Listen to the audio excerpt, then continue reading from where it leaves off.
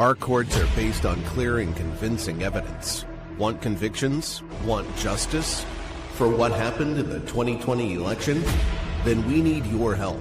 Not fixing 2020 will damn our nation forever. The decision you make in the next few moments could decide whether we ever get our elections fixed or not. Here's why. Trump campaign and allies file 64 different lawsuits. They all went down in flames.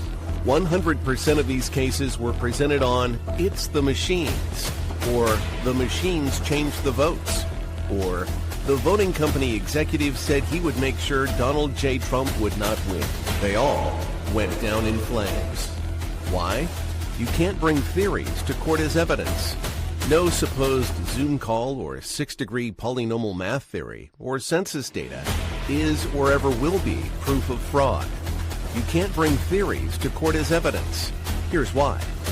In both civil and criminal law, the side making a claim carries the burden of proof, and prosecutors must prove guilt beyond a reasonable doubt. Without physical or otherwise verifiable evidence, a case cannot meet this high threshold. Physical evidence is the key.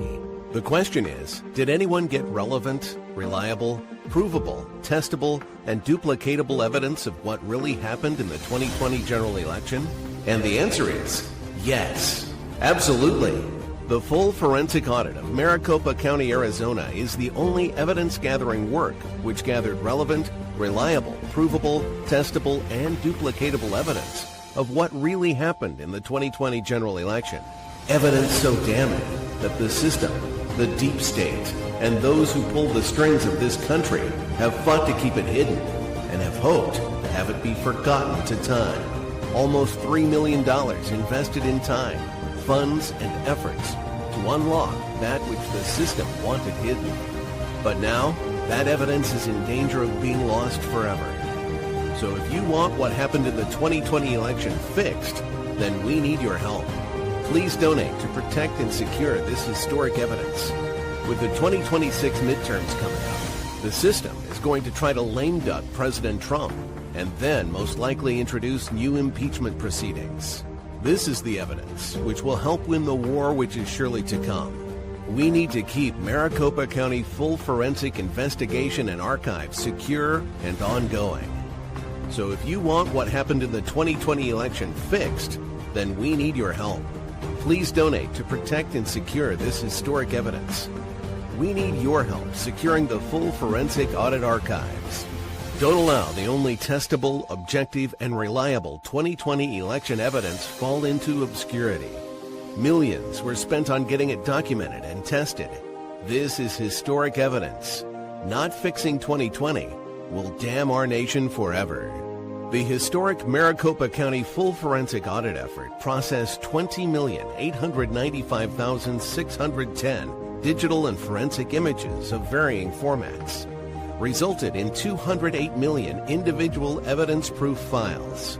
The system processed over 58 billion forensic measurements, resulting in over 2 trillion individual base computations. No hopium, no hype, just hardcore forensic evidence. Please make sure the Maricopa County full forensic audit archives survive. Donate now. So if you want what happened in the 2020 election fixed, then please donate to protect and secure this historic evidence. We can't do it without you. We need you. America needs you. Our future needs you. Please donate now. Not fixing 2020 will damn our nation forever. Please donate now.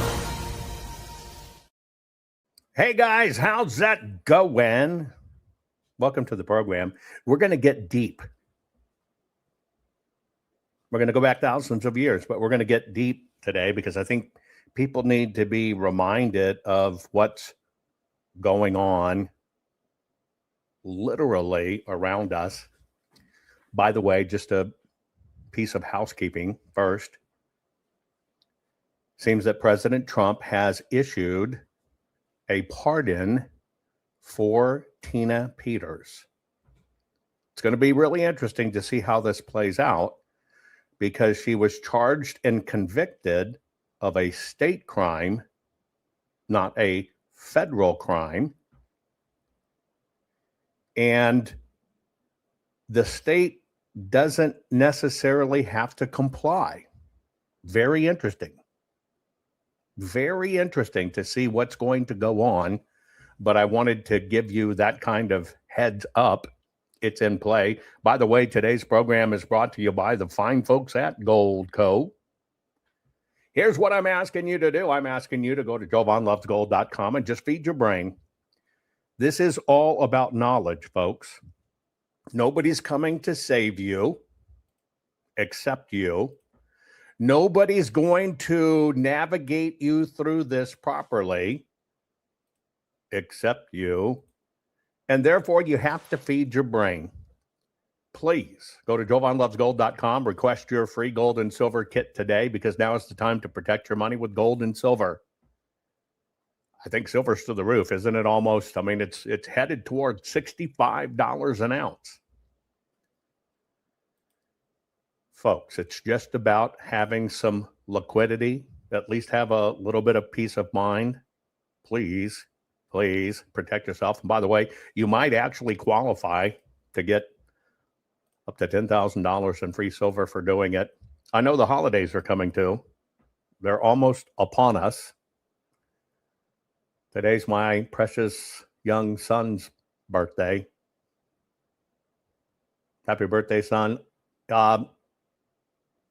26 years. 26 years old. My youngest. Damn. Time flies. And with the holidays, you know, we have our share of stress. I've got something to reduce your stress because the holidays are hectic. You're going to have family drama, even in good families. You're going to have last-minute shopping, if that's your thing. You're going to have late nights that can make the holidays feel like an endurance test. That's why I'm sharing the ultimate holiday survival plan. It's CBD from CB Distillery. Seriously, everything you need for a merry holiday is here. Think about it. Stuff your mom's stocking with CBD for better sleep. What a gift. Or maybe your fitness friends and buddies. How about the pain relief stick that's used for your post-workout plan? That's my go-to. And don't forget to grab a little holiday calm for yourself. Every CB Distillery product is made with premium quality, clean ingredients, no fillers, no artificial anything. And with over 2 million customers and 100% money-back guarantee, it's a gift you can feel good about giving, and a gift you give which will make people feel good. Mine is the roll-on for pain. It is the bomb. So this year, give yourself and everyone on your list the gift of better sleep, less stress, and pain relief with CBD from CB Distillery. And with my promo code, remember this time it's not my name, it's Rumble, and you can save 25% on your entire purchase. Visit cbdistillery.com, enter promo code Rumble for 25% off. cbdistillery.com, promo code Rumble, cbdistillery.com. There may vary by state what product they can deliver to you, but you can ask people in chat right here that use it. You can ask them. They'll tell you their own experience. If you want, scan the code you see on your screen. And in this downtime, when it's cold, this is when you should be planning to cover your booty. Don't forget, a great holiday gift is our Food Forest Bible. How to plant a food forest. This is how you plant it, P-L-A-N it, before you P-L-A-N-T it. You plant it. These things will regenerate themselves if you do it right. They're biblical in nature. Nobody had ever published a definitive source on it, ever. Right? Nobody had ever published a book like this. The longest ongoing one's almost 4,000 years old. Been feeding an entire community for 4,000 consecutive years.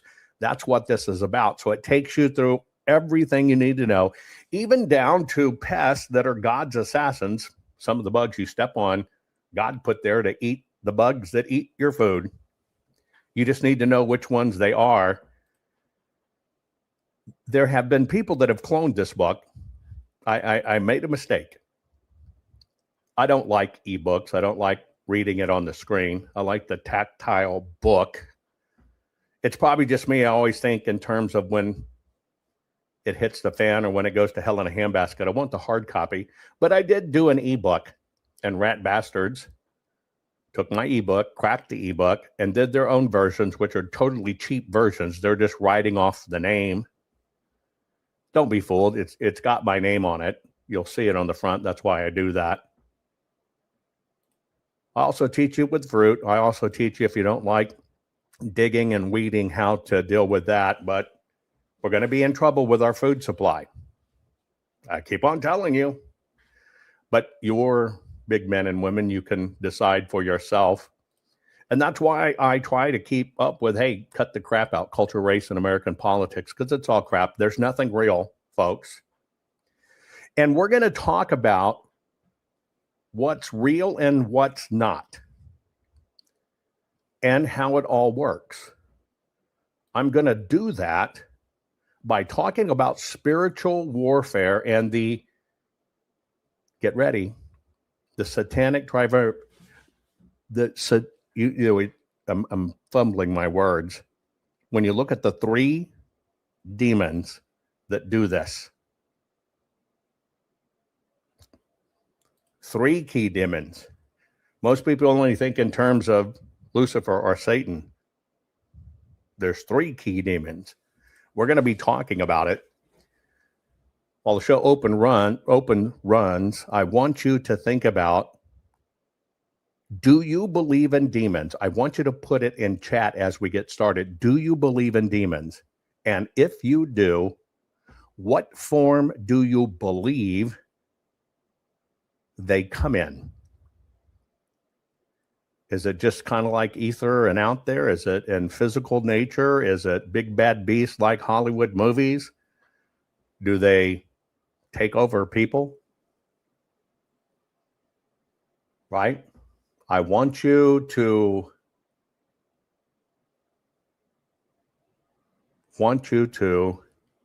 think about that. Cody, sorry for the loss of your grandmother. Maybe this is a show you need to see. Okay, put it in chat. We'll get started right after this. Warning. The following program has been rated Dilligaff and is intended for open-minded audiences. If the truth offends you, or if you are allergic to focused intensity, intellectual athleticism, or the occasional F-bomb or even irreverent humor, please switch off now. If your delicate sensibilities need to be worried about or addressed, might we recommend the Underwater Basket Weaving channel to you? Otherwise, sit back, enjoy the wisdom, insight, and wicked sense of humor. Cut the crap. How many times a day do you want to say that to politicians, the elite, the loony liberals, the fake news media, and the gender-confused, emotional socialist snowflake crowd? Cut the crap is your secret weapon for fighting for our freedoms and our great republic. It all begins with a massive mental enema, freeing you from the toxic news and politically correct views, which constipate your consciousness with stinking thinking. Your host, Jovan Hutton Pulitzer. He's known for calling out politicians and telling them to cut the crap. You've seen him on virtually every television network and listened to him on Coast to Coast Radio. And now he's here to help you learn to fight for America. Culture, race, and American politics. They all have one thing in common. They all need to cut the crap. Now, here's your host, Jovan Hutton Pulitzer.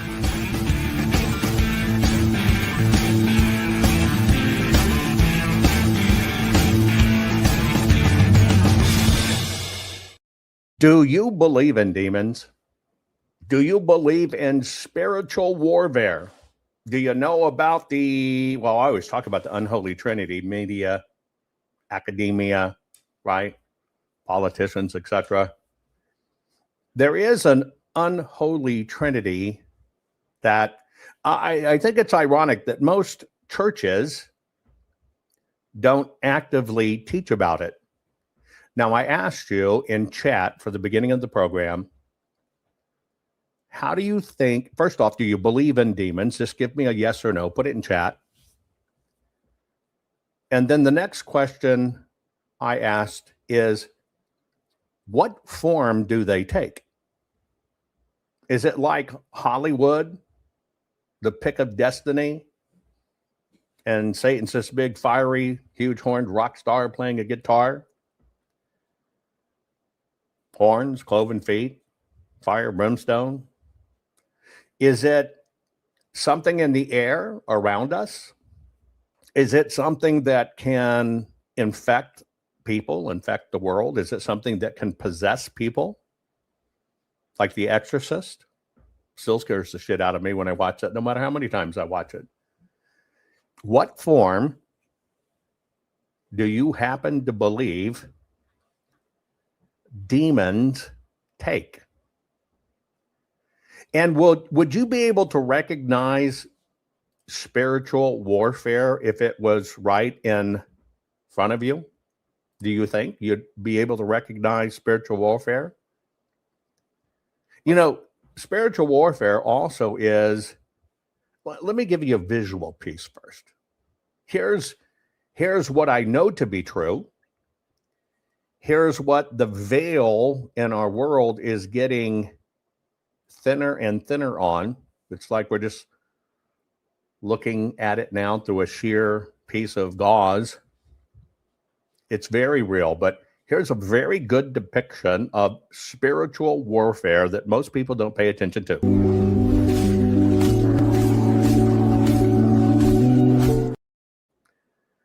I'm going to put that on a loop for a bit. Let me switch my button here. I just want to play for a few times. I want you to imagine, and I'm telling you right now, this goes on around you nonstop. It's going on more than you could ever imagine.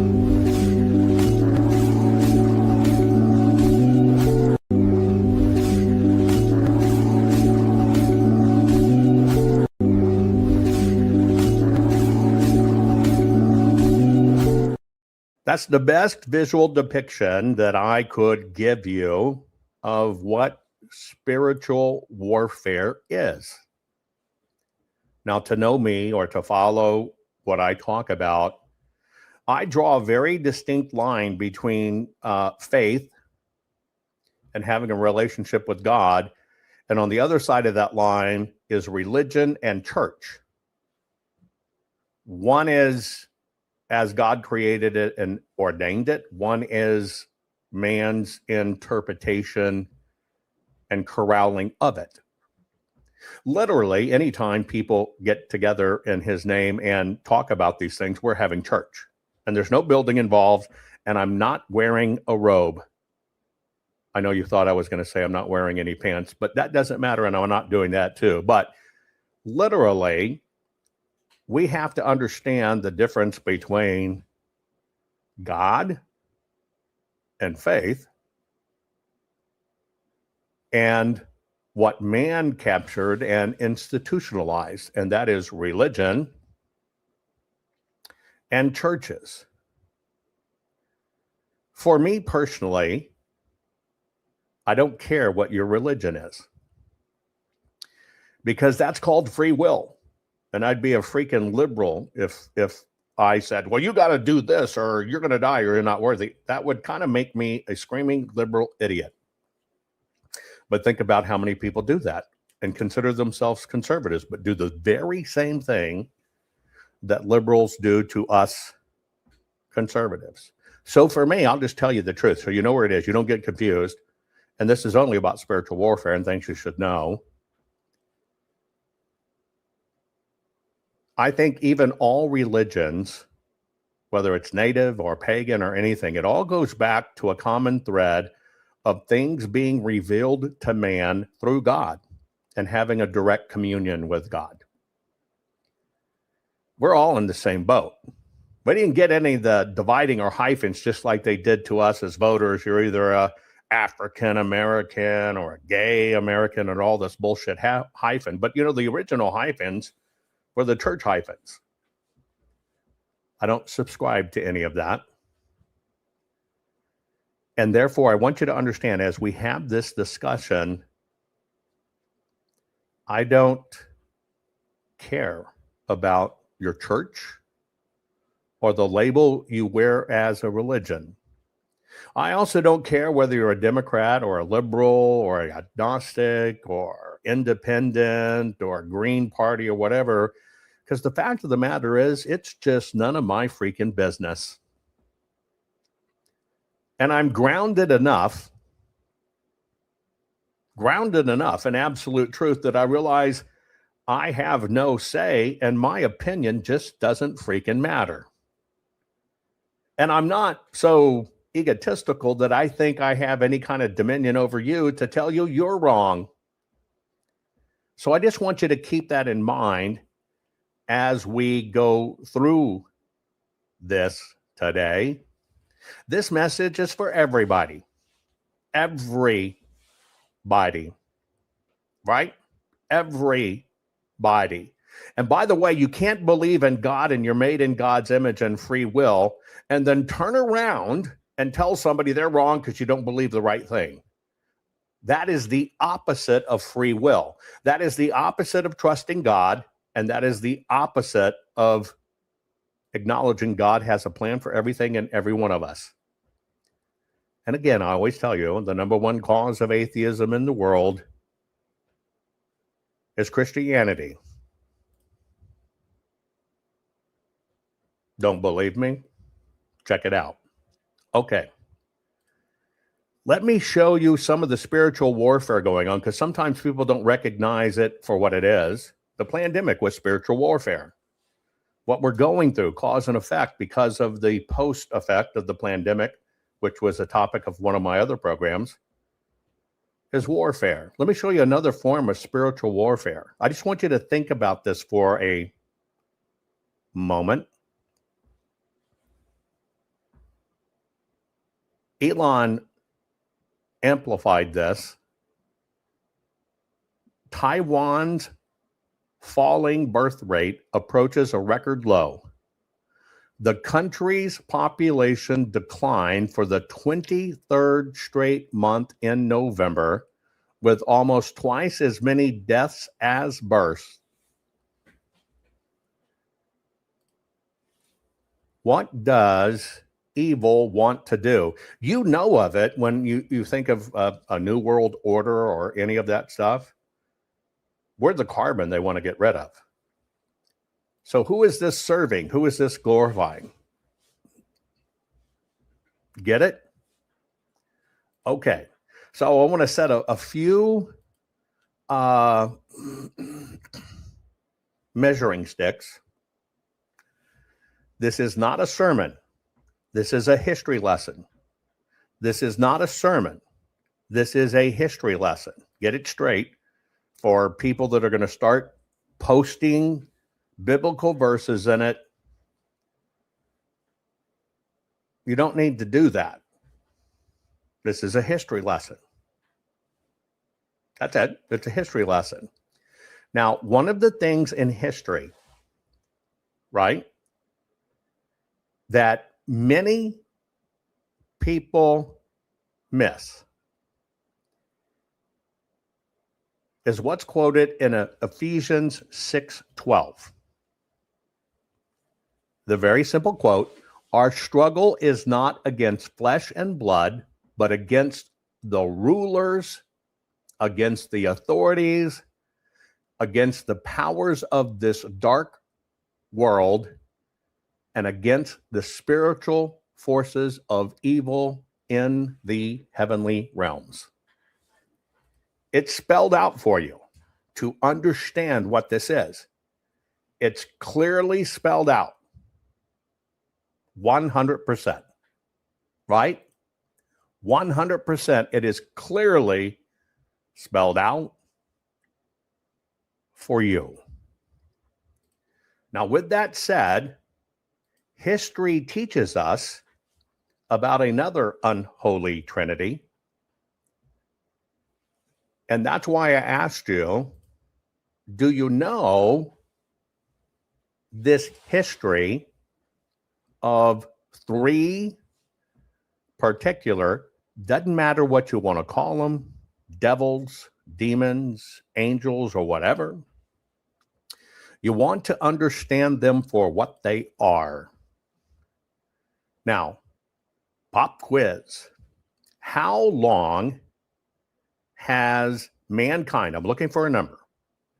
How long has mankind been dealing with, and we know it by writings or stories or whatever, how long has mankind been dealing with this issue of spiritual warfare?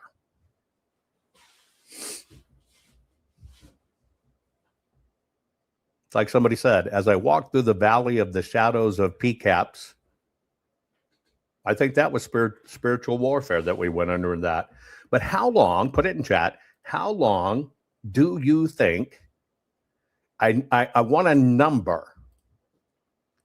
I don't want to, and here's an example, right? You say Adam and Eve, I understand that. I'm looking for a number. Don't be generic, like the beginning of time. Be like, who said that? Slavovich? 5,000 years. No, I want years. How many years? I'm seeking a number. I'm thinking of it in my head. 6.6 thousand years. K2 said that. Shannon said 6,000 years. Hader said 6,000 years. Dina said 10,000 years. Okay. Let me give you the exact template for that. And the only measurement is going back to the very first thing date-wise that has been found thus far. Why do I say thus far? I believe there's far more of our history that's still out there buried that hasn't been discovered than we know. So I give you the caveat of the dates thus far based on what we've learned or what we've known. Okay. Tom got it right. 8675430 Yeah. Honestly, Tom, that's funny. Maybe for this answer, you could turn to Jenny and she could give you the answer. You ready? Here it is. Mankind has documented and wrote about this for right at 5,000 years. Now, these are the oldest records we have. Yes, you're right. She's got it. That's a Jenny. Jenny, who can you turn to? Anyway.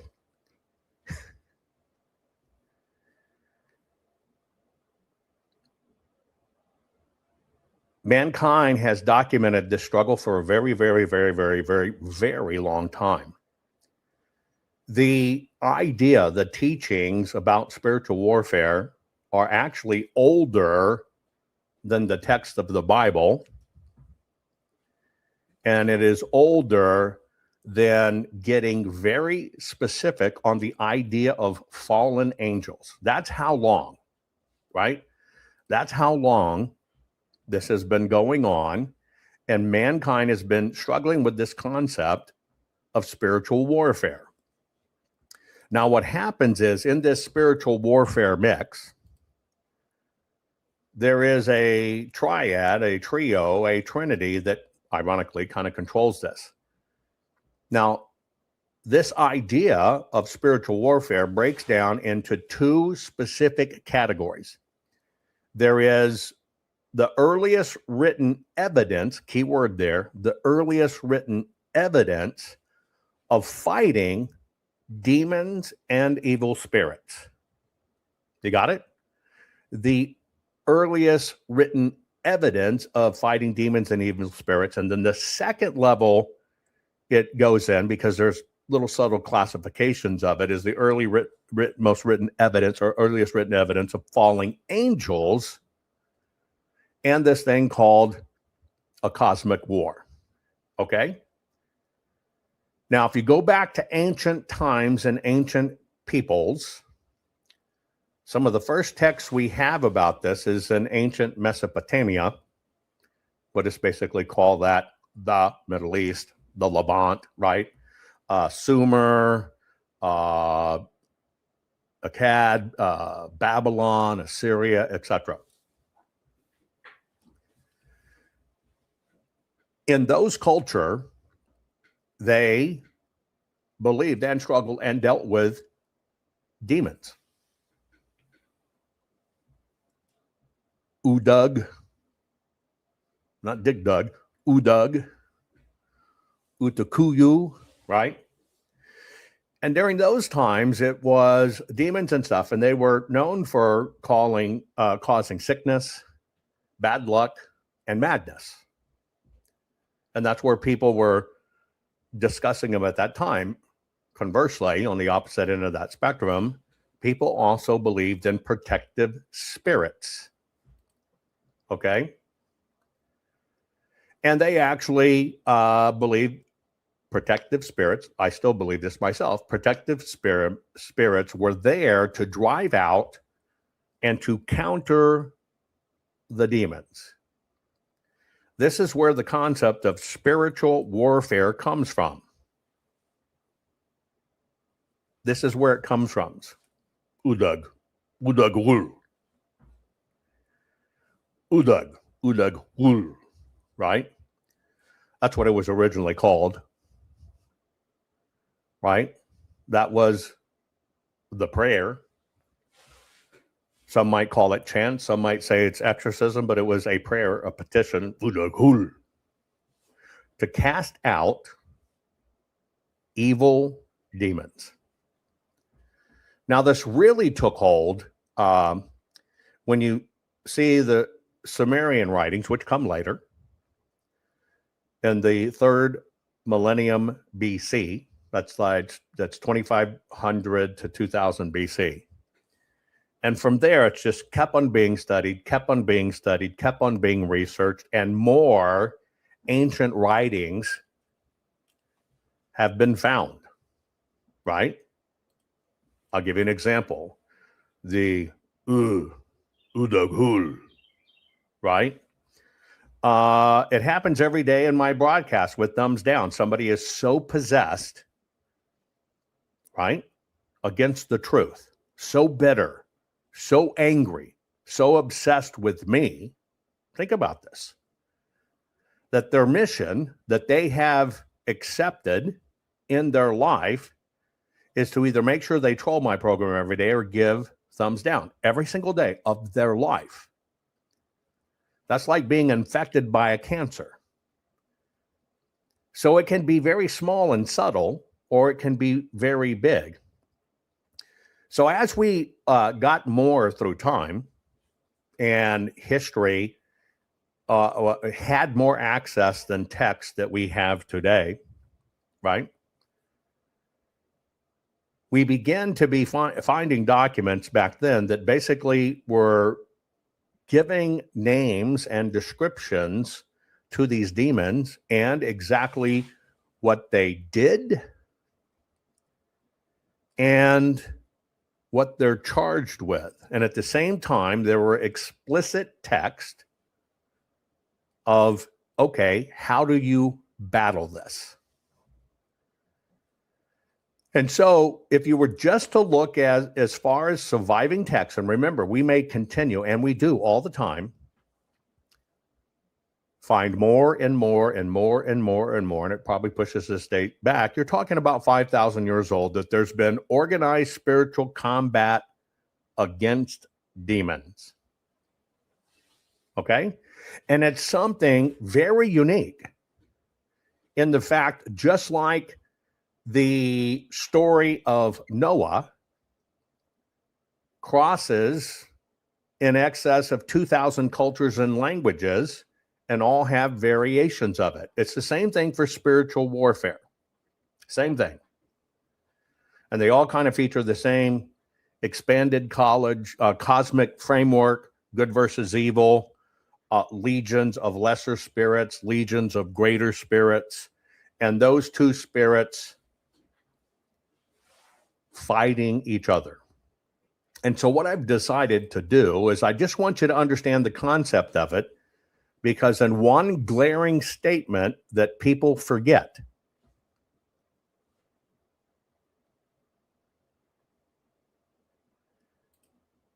And I find it interesting that people think God doesn't speak literally. And that people apply our culture of entertainment value, our culture of conquering thought. That's what we are. I mean, look at what the movie studios, television series put out on the stuff they do, like transgenderism and stuff. That's just to conquer thought.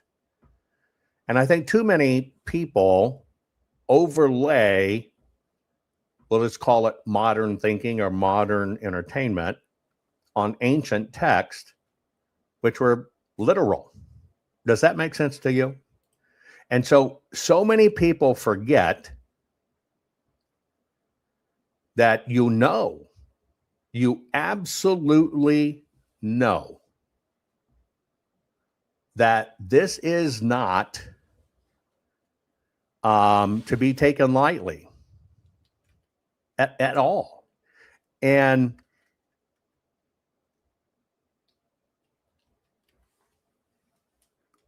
I'm trying to find out how to articulate it best. They're not prose. They're not entertainment. They're just facts. And it's written down. And it's there for people to see. And you go back at the time, back to the time that Jesus walked the earth, and then didn't you go to his crucifixion, and then you basically go 60 or 70 years post the crucifixion, or being crucified. And Paul wrote while he was imprisoned. Paul actually wrote Ephesians, and so he composed this particular Paul. So 30 years after Jesus' crucifixion and resurrection, okay? Which might be, written this one. So you understand the issue with Paul when it's in this time frame. It's someone writing in Paul's name versus somebody being the actual Paul written. So it's written about 60 to 62 AD was when this was written. But this is probably one of the most significant teachings that ever occurred. And it's just a fact. It is such a clear fact. And I think people miss the whole thing, right? For our struggle is not against flesh and blood, but against rulers, against authorities, against the powers of the dark world, against the spiritual forces of evil that are within the heavenly realms. Now, every single religion, everybody included, painted people bad if you don't study their faith. It's nothing unique. It's nothing unique to have Christians say, well, you transgress because you're not studying the Bible, or to have Jews say, well, you're not studying the Torah. That's a transgression. Duh. And that's why I said this is not a message about religion or faith. This is about the very simple concept of spiritual warfare. Now, the way spiritual warfare is designed and what every culture has dealt with is the purpose of the spiritual warfare from the dark side, first off, is to deceive. The Bible tells you it's designed to deceive. We have the PCAPs. We got them in 3,000 counties. Everybody can do it. They can take it back and whatever. You find in court never was true. You understand that's deception, don't you? And nothing excuses it. You're not excused because you call yourself a Christian. You're not excused because you wear a cross on the outside of your shirt. Period. And so at the base of what goes on amongst mankind is deception, deceit. That's the spreading of lies, false doctrines, and confusion. Pop freaking quiz. What are some of the false doctrines that you have witnessed emerged, we'll just say in the last 12 years? What are some of the false doctrines that are embedded inside society right now? Something you know is patently false, but it is now written into the doctrine of modern mankind. Climate change, that's basically saying, that's also saying God was wrong to put man here. God was wrong to have man evolve and be smart. Look what man built. God was wrong. Transgenderism, more than two sexes. That is a false doctrine. You know it, you see it. So I want you to understand this is not removed from us at all. And we're talking about things that have been discussed for 5,000 years. To deceive, spread lies, false doctrines, and confusion. You know why this occurs? Because everyone listening to this broadcast right now, we live in the domain that was taken over by demons. And there's really only one thing. There is a massive demons that hated that God chose mankind and gave mankind free will to govern themselves. And where we've got this incredible demonic fight to push man away from God, because those falling angels were banished and never given that. That's the battle. And so what goes hand in hand with this is temptation. Will you agree? Luring humanity into sin. Luring humanity into sin. Ever thought about that? Do you think that still goes on? Do you think that still goes on? Put it yes or no in chat. Does that still go on? Is there still something that lures humanity into sin and disobedience? Accept my religion or I'll cut your head off. Raping kids is okay in my faith. Screwing a 6-year-old is okay in my faith. You don't believe, right off with your head. Do you understand the connection to all of this? How about this? Oppression. This is the goal of this spiritual warfare, to inflict spiritual and sometimes physical torment. Your parents don't know how to take care of you. They don't know what's best for you. The government needs to do it.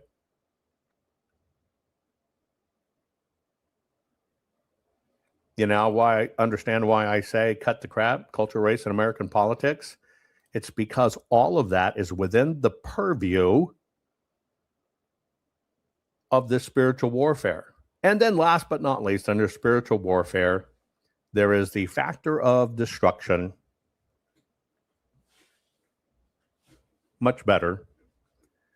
And here's what it says in the destroy, ultimately seeking to ruin human lives and separate them from God eternally. You will not go to heaven unless a poisonous snake bites you and you live. You won't go to heaven unless you can speak in tongues. You won't go to heaven unless you pay to these gods first. Do you understand how long this people has been going on? People, do you understand how long this has been going on? So what I'm going to do is I want to kind of show you a little bit of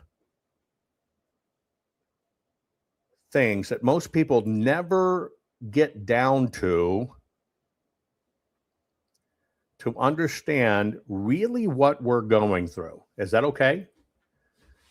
But I want to understand a little bit about, I want you to understand a little bit about spiritual warfare first, so you understand this concept. First, I showed you this piece earlier.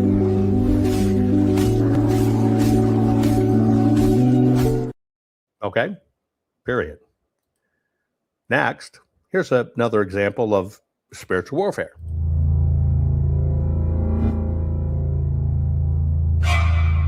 Look at you, weak and pathetic. You are nothing but a hypocrite, abandoned. I'll stop right there. What do you think a medicated kid or a trans kid heavily medicated thinks in their head as they're planning to kill people? It's a discussion very like this in their head.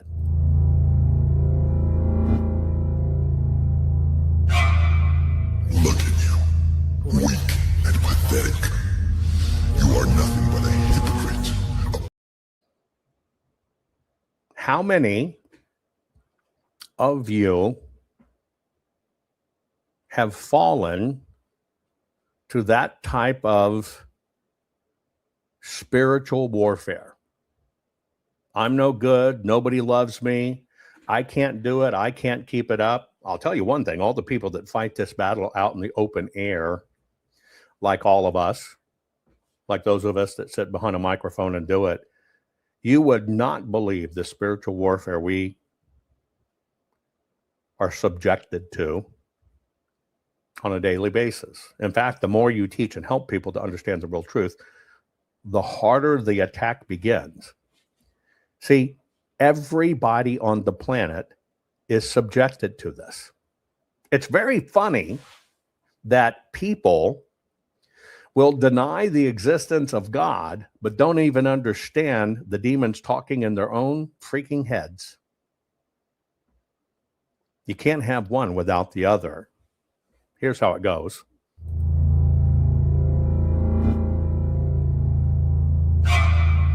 Look at you, weak and pathetic. You are nothing but a hypocrite, abandoned. Now, I want to give you one example. That is the dialogue, the style that goes on when people fight the truth about what happened in 2020, or people don't want the truth to come out, or people made it their mission in life to troll this program or to thumbs down this program. That's the kind of stuff that goes on inside that person's head. This is like a serious infection, and it's inside you. And that's why I asked you at the beginning of the program. It's in the air. It's everywhere, and it can take you over.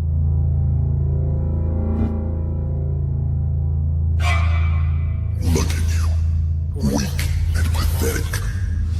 You are nothing but a hypocrite, abandoned and alone. You are my slave. You. Now, do you believe that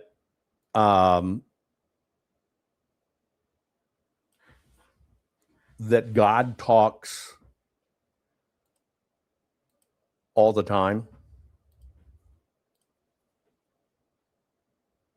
Just a simple question before I play this video.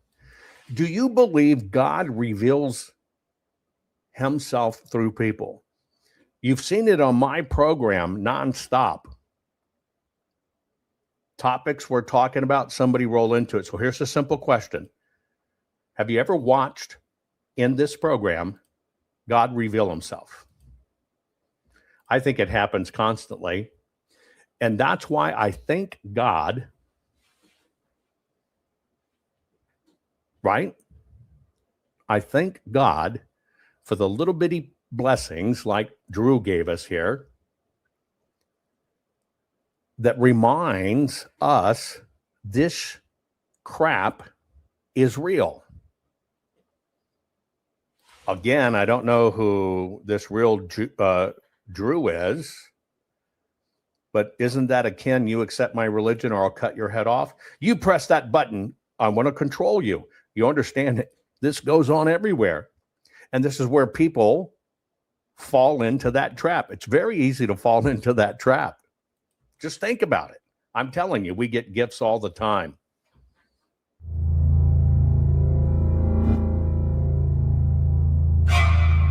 Look at you. Oh, I didn't mean to do that. I'm sorry.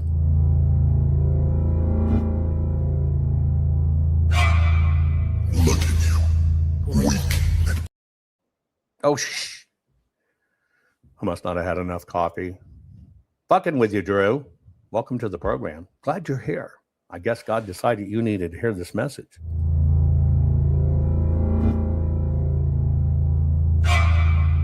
look at you. Weak and pathetic. Now, let me give you an example. Again, God blesses all of this. Every bit of it. Over and over again. And Drew, who is the wise man that really produces my program, well, maybe now new, I'm you know, what am I at now? 8,000 hours of programming. I'm not sure how I did it without Drew. I have no idea. But I'd get more done if I just played it. Let me give you an example. I have free will. Let me play the video. If you're under attack, it means you're powerful. Here's how to fight back. 1. Protect your energy. Cut off toxic people and environments. 2. Pray and meditate daily. Strengthen your connection to the divine. 3. Stay disciplined. Distractions are designed to weaken you. 4. Trust your intuition. Spiritual attacks often come disguised as opportunities. 5. Keep your circle small. Did you catch what was true there, that sometimes attacks are disguised as opportunity?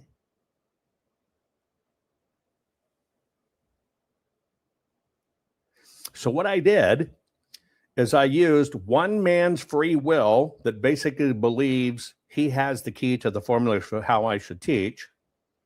And I used that one man's free will for a teaching moment, which is incredibly important for people to understand.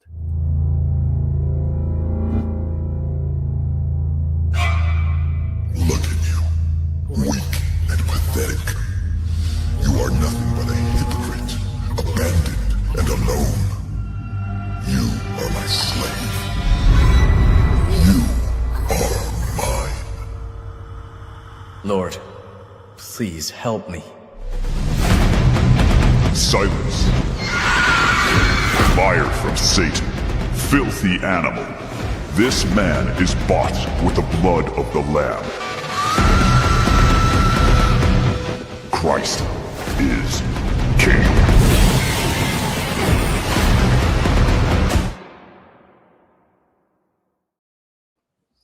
That is a great depiction of the tools you have for fighting spiritual warfare. One more time, just for Drew. I'm going to fill you back up. I'm sorry. I know I deprived you initially.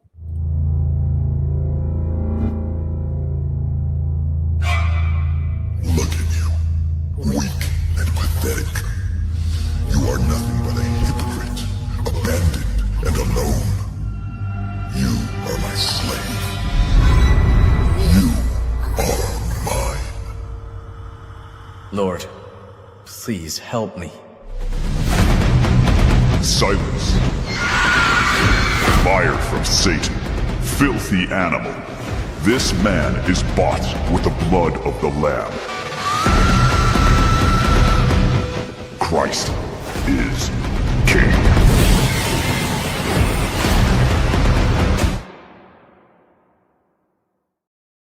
Now, here's another way to look at it to understand this concept of spiritual warfare before I get into the trinity of demons. If you're under attack, it means you're powerful. Here's how to fight back. 1. Protect your energy. Cut off toxic people and environments. 2. Pray and meditate daily. Strengthen your connection to the divine. 3. Stay disciplined. Distractions are designed to weaken you. 4. Trust your intuition. Spiritual attacks often come disguised as opportunities. 5. Keep your circle small. Not everyone deserves access to you. 6. Speak life over yourself. Negative thoughts are part of the battle. 7. Stay focused on your mission. Your destiny is greater than the attacks. Victory is yours. Comment 999 if you refuse to lose this battle.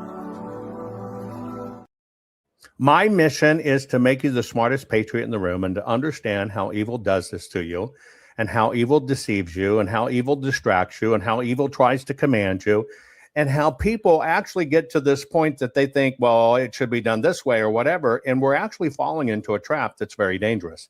Now, when we do this, I'm gonna go through each of these, and I want you to understand who, is that okay? Who these people are, right? Who these people are, that there's actually an unholy trinity of them. And this isn't that battle of good versus evil and cosmic warfare and everything else, okay? Now, you have always heard of Hillel bin Satar, otherwise known as Lucifer. You've always heard of that, right?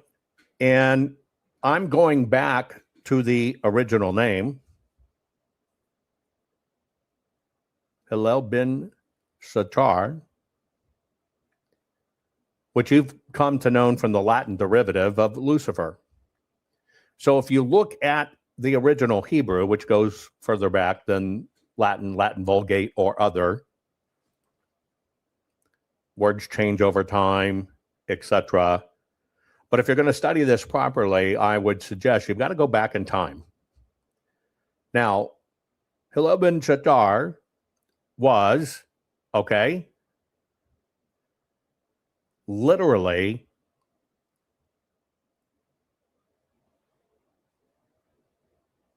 the definition is, and it's translated like this, the shining one, the son of dawn, or the morning star, or the son of dawn. Now, in context, if you go back to Isaiah, a lot of this, right, has to do with kings at the time comparing themselves to the bright star, like Venus, which is the morning star. That is the context of it, going back into the biblical era of how they understood it. At that time, this particular demon that could infect you, or angel's job, was to basically present people as independent gods, small g, not big G. Okay? And it's always kind of been associated with the proud human, right? The proud human. And if you were to look at it across the Ugaritic text, or whatever the case may be, you go to ancient time, there were various deities like Shahar, Shalim, which Shahar is dawn, Shalim is dusk. And it has always referred to this ancient cosmic thing. Near East version of this, it basically says that's who's responsible for the astral brightness or the morning star. It always has to do with overreaching pride. In those times, it was used, and in rabbinic teachings, it was always used to symbolize arrogant kingship. Let me ask you a question. Do we actually live in a time of arrogant kingship? Do you think our politicians are for the people, or do they believe they are our rulers? You're right. This is so going on right here, right now. We are literally deep in the time of arrogant kingship. And what is usurping people from both God and telling us that God is wrong. God didn't create a little boy in this person. It's really a little girl. God didn't really create a little girl. She's really a little boy. Do you understand right now? We are in that prideful thing based on ancient, arrogant kingship. It's really fascinating when you study it. I suggest anyone to study this, because this trio, which I'm covering, I want you to understand what I'm doing. This trio, which I'm covering, comes from ancient times and relatively modern times, even to the Middle Ages, etc. It's what's called a demonology combo, the big three. And I'm going to show you all big three. And they were written about them in the Grimorium Verum. It's much later in time. That's the 18th century, but it does talk about the three superior spirits. But it's been around for a very, very long time. But Lucifer, which is the start of it, Lucifer, right, is the shining one, the son of dawn, right? And is the one that works directly to show people that how pride makes you fall.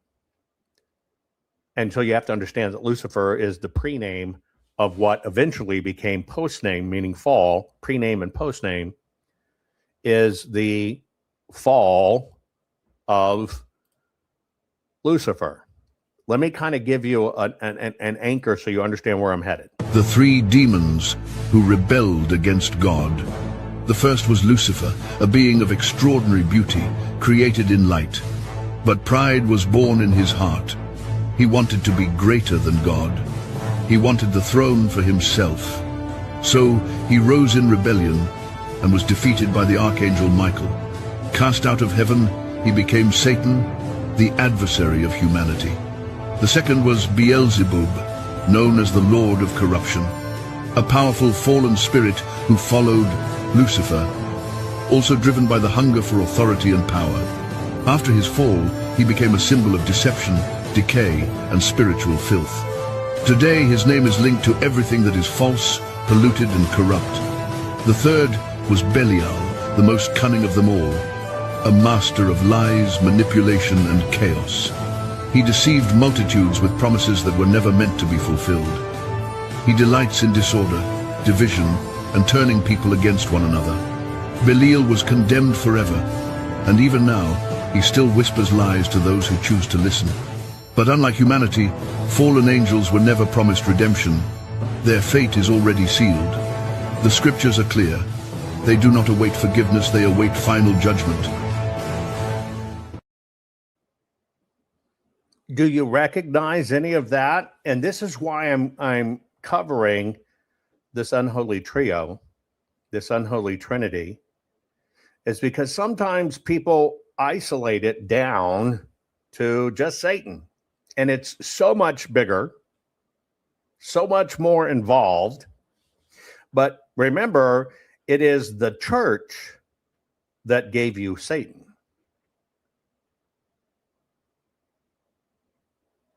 Don't forget that. It is the church that gave you Satan. It is the church during the inquest and the conquering, where you had to accept the queen's faith, that she made the king follow, right? That tens of millions of people were killed if he didn't accept it. And the way they got the people to accept that institution Remember, that's why I divide a line at church and organized religion, that if you didn't accept it, you were butchered. It's happened many times throughout time. But remember, they were dealing with a pagan society. And so that's when, and yes, that was the uniparty back then. You're dead on. And dealing with pagan society, right? The reality is that that's where Satan became fire and got horns and got cloven feet and got a pitchfork and everything else, because a pagan could understand that. They were afraid of fire destroying their lands or their homes. They were afraid of the wild beasts. And the one weapon they fought with that they had at the time, most people never connect this, were pitchforks. That was about the big deal. So you have to understand it's much wider and much deeper and bigger than you could ever imagine. And I warn against this, because if you don't understand spiritual warfare, you don't understand what's really going on, and you say, hey, this is just Satan, it's all satanic. If you do that focus, it's another deception. If you do that one little focus, you forget there's others that you're not calling to account who are still working on your ass. I'll play it for you one more time. The three demons who rebelled against God. The first was Lucifer, a being of extraordinary beauty, created in light. But pride was born in his heart. He wanted to be greater than God. He wanted the throne for himself. So he rose in rebellion and was defeated by the archangel Michael. Cast out of heaven, he became Satan, the adversary of humanity. The second was Beelzebub, known as the Lord of Corruption, a powerful fallen spirit who followed Lucifer, also driven by the hunger for authority and power. After his fall, he became a symbol of deception, decay, and spiritual filth. Today, his name is linked to everything that is false, polluted, and corrupt. The third was Belial, the most cunning of them all, a master of lies, manipulation, and chaos. He deceived multitudes with promises that were never meant to be fulfilled. He delights in disorder, division, and turning people against one another. Belial was condemned forever, and even now, he still whispers lies to those who choose to listen. But unlike humanity, fallen angels were never promised redemption. Their fate is already sealed. The scriptures are clear. They do not await forgiveness, they await final judgment. Now, if you understand this, I'm only covering the leadership. I just want you to understand that. Of course, 1/3 of the angels fell. We know that. I'm only covering the leadership for a very simple purpose. Even things that mask themselves at good are never telling you the full story. And I personally think if you don't know the history and you don't know the full story, like in this case, you're only focusing on Satan, you're leaving yourself 2/3 open. That's why I do this. And there's so much of this all over the place, and people don't understand where shortcuts were taken in theology, right? There's just a lot going on. So I'm only trying to teach you what is going on. The one thing I'm trying to help you understand is how this triple play works against every one of us. Now, I want you to answer this honestly. You may have heard words like Beelzebub, and they go by many different names. I'll get to that in a minute. But you think it's some kind of remote thing, or it's what Freemasons pray to. It's all spiritual warfare. It's all little subtle deceptions, and it usually uses the formula of 70-30, 80-20, 70% truth, right? 30% crapola to shift you. I just want you to understand this shift. And I want you to understand the dividing line that church and organized religion has put in front of you.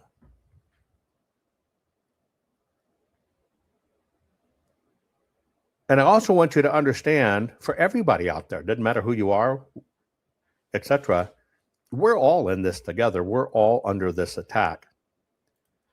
And so to understand this from history, and here's my anchor in this. I just want you to understand, we have always been told this is as true today as it was 5,000 years ago, or as it was in, 60 AD, written by somebody writing in Paul's names.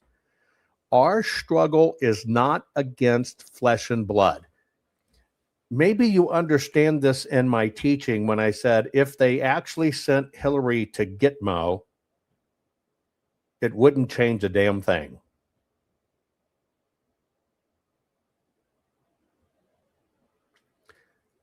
Do you now understand what I'm saying?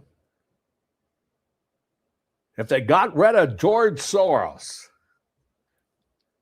I tell you, it won't change a damn thing.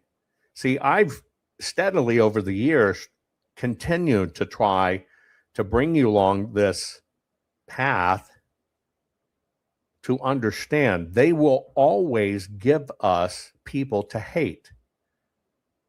That is also part of the distraction, because the whole thing is to keep you 100% away from the actual truth. So our struggle is not against flesh and blood. Here it is. Ready? Rulers, authorities that are the powers of the dark world against spiritual forces of evil. And this is happening in a heavenly realm. And their job is to deceive and to tempt and to oppress and to destroy. And a lot of this discussion happens, like I showed you, in your head. And so when you understand these older sources and you understand what's going on, these people are known by many names. You've also learned that one. In fact, the trios sometimes get confusing, which is why I think the church doesn't teach it, because they're not really interested in the historical nature of it. But these unholy trinities, you might have heard them as Lucifer, Beelzebub, Asheroth, or you might have heard it as Lucifer, Beelzebub, Leviathan, Lucifer, Beelzebub, Belal. But I want you to answer honestly, how many of you knew that from a leadership standpoint, there was actually a trio? Please answer honestly. How many of you knew there was a trio? Had you ever been taught before that there was a trio? You understand it always works in equals. Holy Trinity, unholy Trinity. It's always equals. Here is what happened in the election. No, here is what happened in the election. See, that's the yin and the yang, which is correct. But you're never taught the full truth. Now, the way I look at it is if you focus, they're just satanic. How many people have you heard that are podcasters, let's say? They're just Satanists. They're just Satanists. They're just Satanists. And they have no concept. No concept. Okay, get people focused on Satan, and you left the other 2/3 exposed. You get it? This is where we are in our timeline, folks, of what we have to understand. And maybe for the first time, we really have to understand how long this fight's been going. Hey, put it in context of Muslims wanting to cut people's heads off. And you got Muhammad, and Muhammad created his own text, and Muhammad went to everybody in the ancient region and said, hey, what? You're talking about this fellow Jesus. Well, I am now better than that. I have a better version, and Jesus is not the Messiah. I am. How many of you had never heard that? And they don't teach that.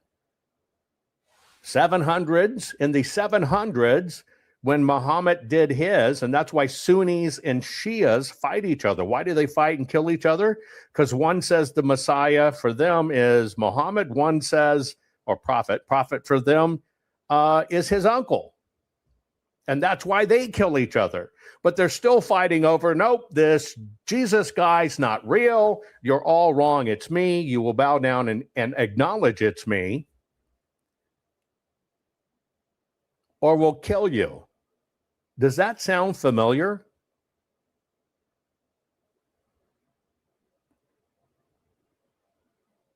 Does that sound familiar? You do understand it's why Salman Rushdie, they put a contract on his life for writing. It was actually satanic verses. Don't you remember all that? It's because history is the lens that makes everybody understand this. And if you get it in little bitty bites, you never. But Muhammad basically said, you will accept me in place of Jesus, and this is the divine text, not what you're studying. And if you don't, you are an infidel, and we will kill you. How many people just taught you that simple thing? When you put it into the context of you understand the deceive part and you understand Lucifer, basically saying, no, I'm it, nobody else is it. This has been going on for a very, very, very long time. Now, the second one in this unholy trio, and I'm just using Beelzebub, spelled many different ways. Most people don't even know that Beelzebub was a Philistine deity, right?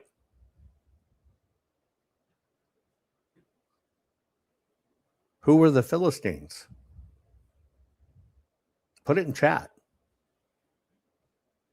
Do you know? Who were the Philistines?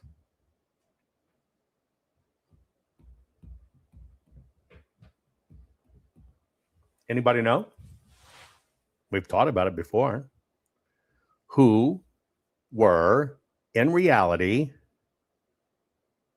the Philistines? Well, it's just the ancient name for Hamas. But again, if you don't know your history, you don't get to connect the dots.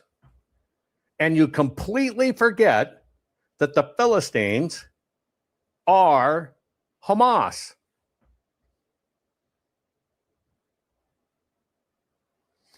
Do you understand how long this battle's been going on?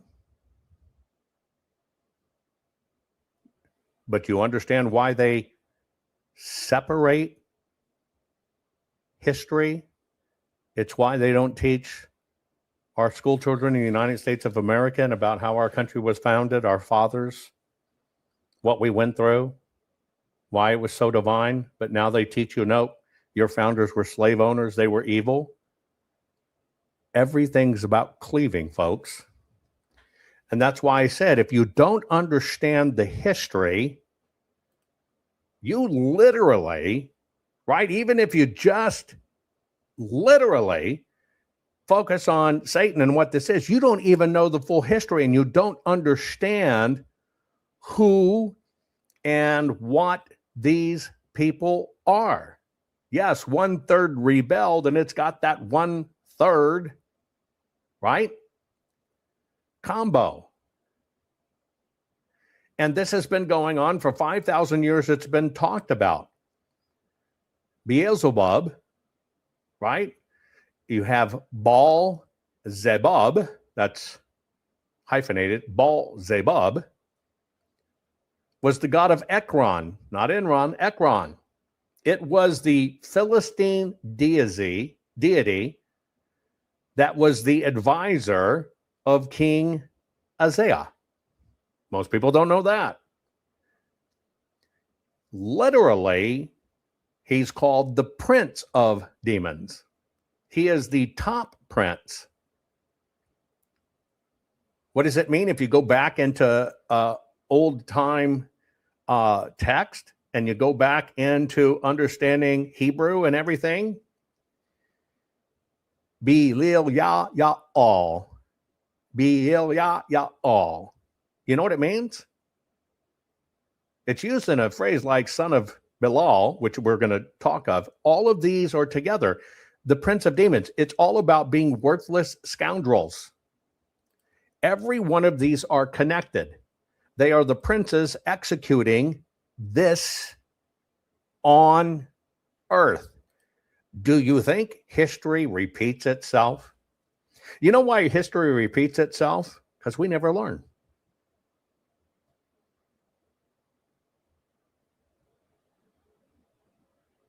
It's very simple. It's because we never learn. All of this has been out there at every time. But people are not. And just so you understand, Beelzebub, Baal, B-A-A-L dash Zebub, Z-E-B-U-B, is also Baal.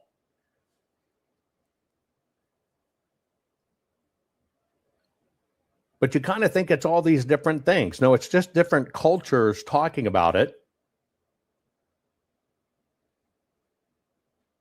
If you go back in ancient times where I said Azariah, or Uzziah, I'm putting an R in it, but there's not, A-H-A-Z-I-A, that king. This is one of the kings that was basically indirect. You know what Baal, Beelzebub was actually over?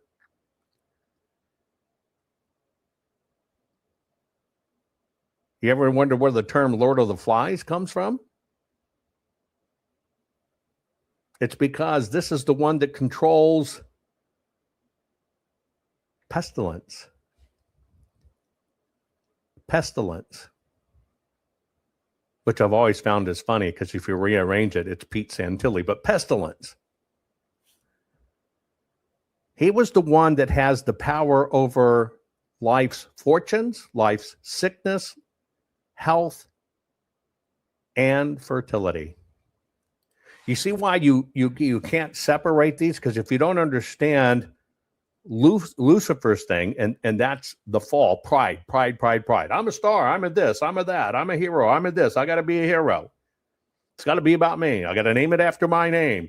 It's I'm a patriot book because my name is Patriot. Do you follow what I'm saying? That's pride.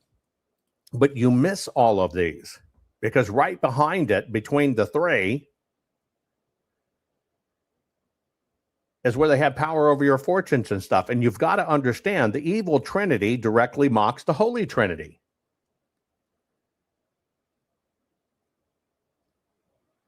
This has always been there. And I think it's ironic when people learn about Belial, right? Belial. You know what he does? He is the one that seeds worthlessness, lawlessness, and good for nothing to society. Do you think that's going on? He's in charge of, get ready for this, the violent troublemakers. Do you think that's going on? Are we living in a world where we're plagued with violent troublemakers? This is why I tell you history is the most important thing you've got to understand. And they basically call you what they actually are. There you go. All of this is about grand deception. And when you see this unholy trinity in play, you begin to understand it. You begin to understand, right? These kids believe that they're bad, that something's wrong with my body, that's God is wrong. I am so worthless. Oh, we'll change that. God was wrong. We'll change that, little boy, because you think you're a girl and your parents fed you that. We'll just change you into a girl. And then what do? They bop right up to the pride thing. Oh, I'm going to wear it out. Look at this. I'm so special. Do you understand how these combos work? This is what we're dealing with. And I'm just providing a word of warning that even the church and organized religion has not taught you the truth you need to know. You are woefully inequipped because of the man part of it, not the God part of it. God is your faith. God is your direct connection. They killed Jesus because he says, you see these robes, you see these buildings? Nope, you talk to God. That's what God has always taught, and it's what Jesus taught. Where did it go? Well, no, it's this way, this building, this robe, this sacrament, this. That's man. And it's why you have to understand in all of this, you can lay any of these right over the politicians. If you just took what each of these demons that has been talked about for 5,000 years and what they're responsible for, when you understand it, you can lay over everything that's going on today. That is why this is spiritual warfare. That is why this is such a horrible fight. Did you know that God protects his people by raising an invisible barrier against all evil? In Job 1:10, Satan appeared before God. He admitted that Job was not unprotected but surrounded by a divine hedge that could not be broken. Have you not put a hedge around him, his household, and everything he owns? This wall could not be seen by human eyes, yet the adversary knew that as long as it stood, he had no access to Job, his family, or his possessions. It was a supernatural covering that guarded not only his life but also the work of his hands. In this way, God revealed his care for those who remained faithful to him. Just as he raised a spiritual hedge around Job, he can also surround those who trust in his word, setting boundaries that no force of darkness can cross. Even if we do not always see it, the enemy recognizes that there are limits established by God in favor of his children. Type Amen if you believe that God still builds a hedge of protection around those who trust him. Now, when you understand these ancient truths directly connected to God, you understand why I call out wearing a cross on the outside of your shirt is bullshit, because that's what you're trying to convince people you are. That means it's mankind, and your focus is mankind. It also means you are not really connected in this battle to understand it, because the cross on the outside of your shirt doesn't mean shit. Because even on the side of church and religion, just like Muslims, it's all this bullshit fighting where you're not going to do this unless you do this.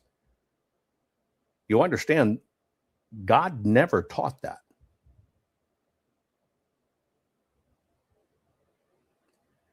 And so all I'm trying to do is to help you understand we live in a time of demons. We live in the realm of demons.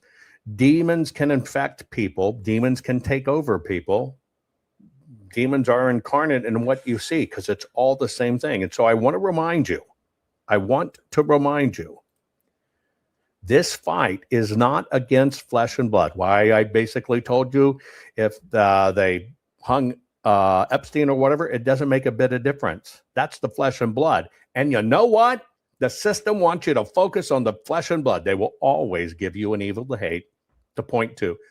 And that's the distraction. And those people get paid good to do it. Our struggle is not against flesh and blood. It's against the rulers, against the authorities, against the powers of this dark world, which we live in, against the spiritual forces of evil in the heavenly realms, meaning it's always around us. Please, please, please share this program. I love you. I hope you got something from it. See you next time. Did you know that God protects his people by raising an invisible barrier against all evil? In Job 1:10, Satan appeared before God. He admitted that Job was not unprotected but surrounded by a divine hedge that could not be broken. Have you not put a hedge around him, his household, and everything he owns?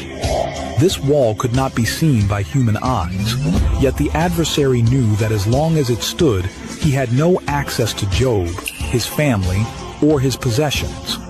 It was a supernatural covering that guarded not only his life but also the work of his hands.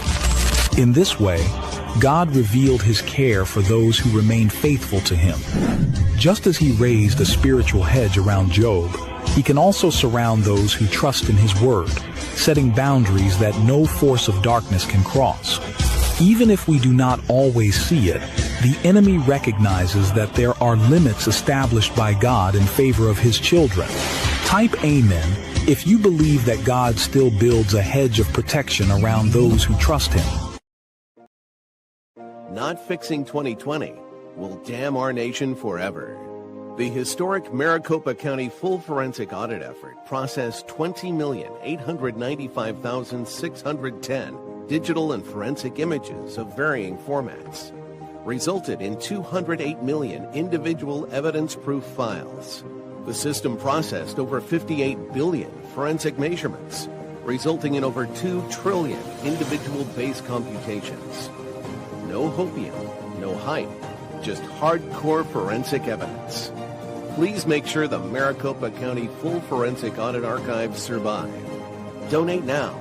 So if you want what happened in the 2020 election fixed, then please donate to protect and secure this historic evidence. We can't do it without you. We need you. America needs you. Our future needs you. Please donate now. This crazy world is telling you your sons can be daughters and your daughters can be your sons.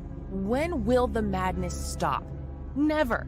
So you have to decide, will you comply or defy?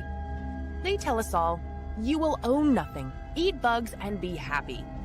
Is this why America's largest food processing plants and food supply plants keep burning down? Do you really think this is a coincidence? Of course not. The system is telling us right to our faces what they have planned for us. You have a choice. Comply or simply defy their plan for us all. Defy the system's plan and execute your own plan. Abundant, safe, secure natural food supply. Introducing the Food Forest Bible. This bestseller by Jovan Hutton Pulitzer is the single most complete, executable, easy-to-follow plan for sustainable, self-managing food production for self-sufficiency and food security. For the first time ever, a coffee table, heirloom quality full color book which unlocks the ancient secrets of creating a food forest. Imagine planting in a way which requires no digging, no pesticides, and creates massive ancient food abundance. No fooling.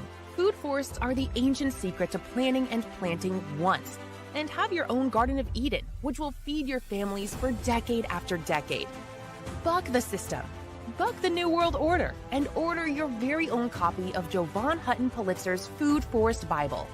Learn how to create a sustainable, self-managing, natural food production for self-sufficiency and food security for your family.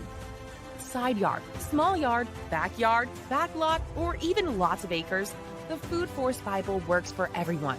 Order on Amazon, hardcover, softcover, or ebook. Don't comply. Expertly defy the system.